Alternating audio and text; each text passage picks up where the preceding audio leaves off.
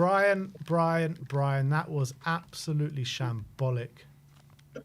First of all, big up, brothers. Big up everyone in the chat.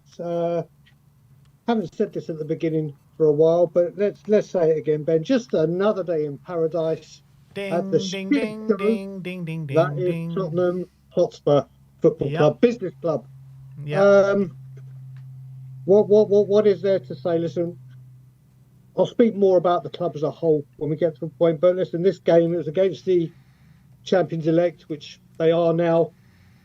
We all knew what was coming. And Joe, well, you look at this, whether you want to say, oh, he's resting players for Europe. Well, we played against Nottingham Forest with the starting centre-backs, and they were atrocious in the first time. Whether it's the players that he's resting or the players that he's playing that are meant to start, they're not on form. And these kind of performances are just a kick in the face. How does this build up momentum? How does this build up confidence? How does this build up consistency? Vicario,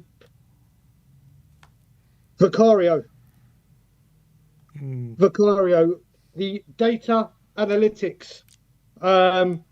Did the data analytics for a manager that wants to play out from the back, did we not check the data analytics for his distribution? Shocking today again, wasn't it, Brian? Mate, I put a tweet out. It's actually worse than Hugo Lloris's. It's actually worse than Hugo Lloris's. Some of those, I was in the car coming back from Windsor from the first half, but I got to see all the second half. It's shocking. I mean, when we did the Frankfurt game, Sim, you were obviously there, fans around the world watching it wherever they watched it. He was kicking it out as far and as long as he could. And we're all like, yes, this is what we want to see, because he cannot risk it. It gives enough pressure to the back four, whoever they may be, playing out from the back. And he did it against Frankfurt, but then against Forest and against Liverpool, who press. What do? We play it out. We are such a hot mess. Yeah, we are a shambles. We are, and I mean, how can anyone accept that kind of lack of fight that we saw today? I mean, we just literally bent over backwards and said to Liverpool, "Come and give it to us, because we ain't coming and showing any sort of passion in this game." Like, it's just so hard to watch. Again, with data analytics, where was the leadership? Where was the fight? Where's the passion? Where's those players that will say this ain't acceptable, this ain't good enough? What is the data for leadership? There's no data for leadership. Well, you know what? People can see people that will run on that pitch and put in a shift. People like the Scotty Parkers that used to run onto the pitch and you never doubted would put in a shift, and other players that Tottenham have had in their illustrious history that you would say, you know for a fact there was at least one or two players on that pitch that would run through a brick wall and wouldn't accept this kind of performances, and there would be words. There's just nothing.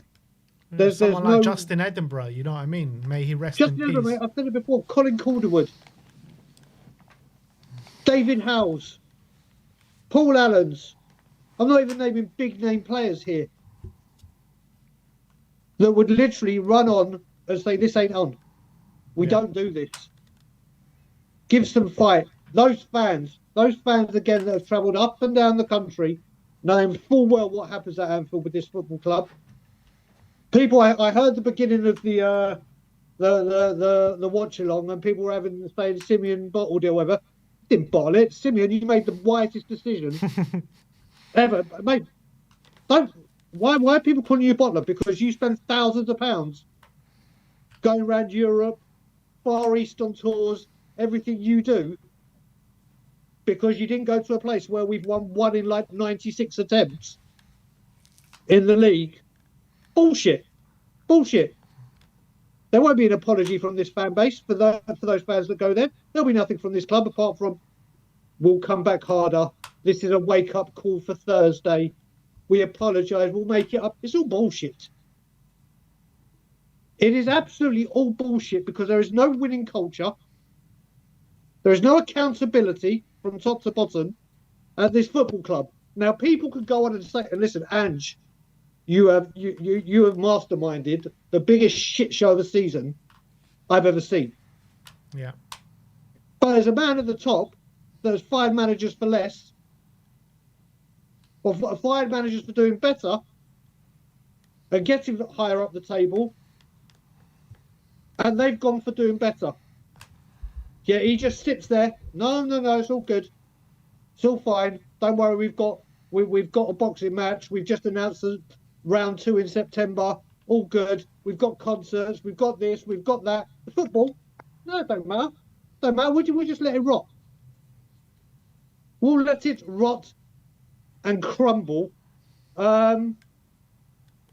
This club is going through some dark days. And if we do not win that Europa League, we are in for a shit. You think this season was bad? Players will want to go. Players won't want to join. God knows what manager will want to come. That manager, whoever it may be, will be screwed before the ink dries on their contract. There's just what positivity is there to take from a performance like that? Yeah, there's absolutely nothing. Absolutely nothing, Brian. And you know, I was sitting here on the watch long after 20 minutes. I was dying for the game to end, and it was just like going through the motions until the end. And the players looked exactly the same on the pitch today. And in terms of the manager, I know you want the manager out, but would you sack him? Would you sack him tonight prior to the game on Thursday? I wouldn't let him get on the bus. Yeah, I would not let him get on the team bus. People can clip this, do whatever. I said after the Wolves game, he shouldn't be managing Frankfurt. Yes, he got past Frankfurt because we actually decided to play defensive, pragmatic, get the job done football. And then we just throw out, oh, that works. Let's try that for a few games and build up consistency. No, these players are not playing for the manager in the Premier League. They couldn't give a fuck. They don't care. Let's just get through the job and try and not pick up an injury so we can play in that game. And then they start to act like a force in Europe and play pragmatic and play the way. No, I don't understand how anyone can accept this. Like I said, 19 defeats. Fuck. Liverpool have scored 11 goals against us in the Premier League. 15 all season. Another new high in the season. Let's keep getting these records. They have no clue what they're meant to be doing. Yeah. Not a clue what they're doing. There is no cohesion. Look at that second half, like you were talking about. Kulusevski came on. I don't think he touched the ball. And if he did, it was all in our half. All I remember from Decky is just a couple of fouls, and that's about it. I just cannot see how we get. It's just a shambles. And you know what he's going to. I guess his press conference. Yeah, I think we played well. We played some lovely football. Where we did this, we did that. It was wonderful, and blah blah blah blah blah. And I know what I'm doing, mate. And away we go with some more bullshit. It has been excuses and contradictions for 18 months at this football club now. I can't believe I hung in there until the North London derby in January. It's amazing how the manager still has some support. I just don't get it.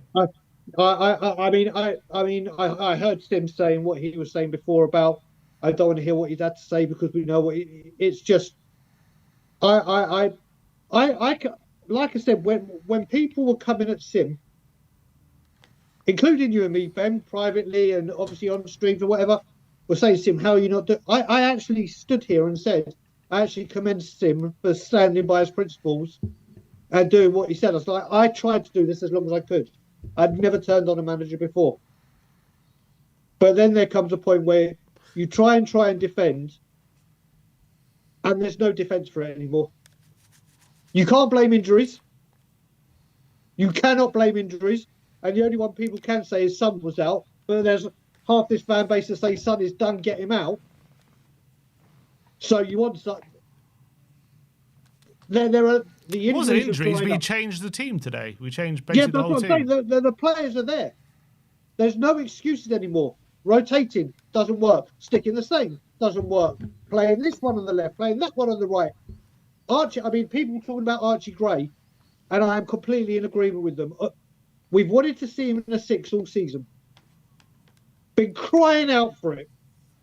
There's been loads of games at home where he could do it. Since the players have come back, he's been into the wilderness. And then we go, do you know what, Archie? I'm going to put you there at Anfield on the day they're going to win the Champions League, the Premiership, when they're all fit, firing, pumped up against a quite fantastic midfield, going for broke. What is this man meant to do? Yeah. So Brian, what are you feeling ahead of Thursday then? Do you care about Thursday? Does it matter to you? I want to win a trophy, but we're and what a shock that What sort of a Spurs question have is decided. that? Do you care about Thursday? He said he wants Ange gone. He doesn't care. What a shock that Tottenham Hotspur have decided to work with Spurs song sheet, Return of the Shelf, and Tottenham flags for a semi-final to pump up that atmosphere. Well, why do you do it all through the season when all the fans have been trying to do it? Yeah. No, we're only doing it on special occasions. I want us to beat Boulder, or Glint, or I can't remember how you pronounce it. I want to see us at Bilbao. I want to see armpits and us lifting trophies. Mm-hmm. And do you think? And do you think? My only question is, I'm saying, do you think we're more likely to be lifting a trophy in Bilbao if Ange is gone rather than him being here? I don't think Ange can direct traffic. So direct us or navigate us to a Europa League success. I just don't think he can do it. So you think we're better off with Mason? I said it before. I said it after Wolves. I'll say it again. These players do not look like they're playing for him. They turn up whenever they bloody want to, like they did at Frankfurt. Whatever training the club are doing, because apparently Ange doesn't coach the team, whatever. He instructs and then they do. It's not working. The players look lost. Maddison, who is our most creative player, goes AWOL. Whether it's because we're playing him not in the right position or that, I've said it before, there are games where you need your standout players or your big players to demand the ball. If they haven't got the ball, go and get the ball and try and dictate stuff. They do nothing. It is jumpers for goalposts and do whatever the hell you want. I don't see it. I don't see another point in the Premier League with him there. And this Norwegian team, they ain't no mugs. And they beat Ange before. 5-1. There you go. So, God knows what it will be with us. I will back the team on the semi-final. The team. I will hope that we can get past them in the first leg and the second leg. Hope we get to Bilbao and win. Win, lose or draw. This manager should not be in the football club another second longer. 100%. Right now. Not enough. Whether he's given the time, which he probably will be, to try and win it. If he wins it, well done. You've won a trophy. You have got the second trophy in 25 years. You go away. Another one will come in, but don't ever get it twisted. This is going to keep repeating itself under this owner. And I'm back to Toronto tomorrow, but I can't urge enough how important it is that everyone get behind change for Tottenham again. Mm. And whether you don't go to the protest march, but you're going in, make sure if you feel this way that you pay, but you do everything that's asked or being arranged to make it as loud and as visible as possible. Because no matter what happens, we have gone from Liverpool now winning the league, and we keep using that sliding door moment, the 4-1 at Liverpool, Wembley, and look where they've gone and look where we've gone. And my good God, I don't think any of us, including myself, would have thought that Levy would allow this rot to get as bad as it has. It's mad, isn't it, Brian? Because, you said that this will keep happening, but I don't think it will, because a season like this in the Premier League is the worst that we've seen under Daniel Levy, like by far. And whenever it's like been any sort of inkling that this could happen, the manager goes, but he's kept the manager on, and it's just getting worse and worse and worse and worse throughout this season. So, I mean, it's got to be down on mostly the manager of why we've lost so many games, because we've never seen this under a Daniel Levy Tottenham. Well, it has been. Of course that is, but he could have sacked him. Yeah. At any given point. Yeah. And he could he have sacked him after the North London derby for lack of performance? Maybe. Could he have sacked him after Tamworth for that absolute shit show performance? Could he have done it after the Everton and Leicester defeat back to back? Yes, he could have. Could he have done it? We look at Aston Villa that went and strengthened in January with that, and look what they're doing. What did we do? What did we do? Whoever's in the background, can you mute yourself, please? We keep going full circle. We keep going full circle. This keeps happening over and over again. And unfortunately, until we get rid of this man and this ownership and this board, whether it takes 18 months, whether it takes 2 years, whether it takes 23, this is just going to keep repeating itself. But this time, once Ange goes, if we don't win the Europa League, if we don't, the big players will want to leave because there's no European football. The big players won't want to come. We won't pay the big wages. And God knows what shit show we'll be in. But hey-ho, it'll be another project. Let's get behind the manager. And what is it? It's a process. Let's give it time. We've got to be patient. I think it'll be our 28th rebuild in 25 years. But hey, it's all good, isn't it? Let's keep accepting this. But people like myself, Stel, and all the others, will be classed as negative because of how we keep talking about the board. And maybe there's a point to it. But how many managers and how many times do we need to keep going round and round this circle and this going on this blooming going around and round and around and just seeing the same thing repeating itself? We're not a football club anymore. I saw all the things yesterday. I mean, people take this like high, but it's not like high, that we had North London forever being chanted out at the boxing last time. I mean, what the fuck is that about? You know what, Brian? That's... But mate, whether you believe it, that stuff matters to me. The very fact that at our football stadium, our bitter rivals anthem, do you reckon Goodison, You'll Never Walk Alone goes on? Do you reckon that Fenerbahce and Galatasaray, Rangers or Celtic, or all these, they will happily play? But the stadium got rented out. Like, it's got nothing to do with anything. I don't care, mate. That part it has drives me wild. I don't see how anyone is seeing that this is acceptable. Rent it out. The only ironic thing, Brian, is that they're playing North London forever in a Tottenham stadium, where Tottenham are the only team that have been North London forever. Well, you got that point, right? It just blows my mind. But this is what this football club has become. This is what we've become. We have literally become a business entity. We have become an entertainment complex, like I said, with an ever-growing property portfolio that plays football as an inconvenience to these owners. Yeah. End of. Brian, thanks for coming on, mate, and safe travels back to Toronto. Cheers, brother. See you later on. Leave you out.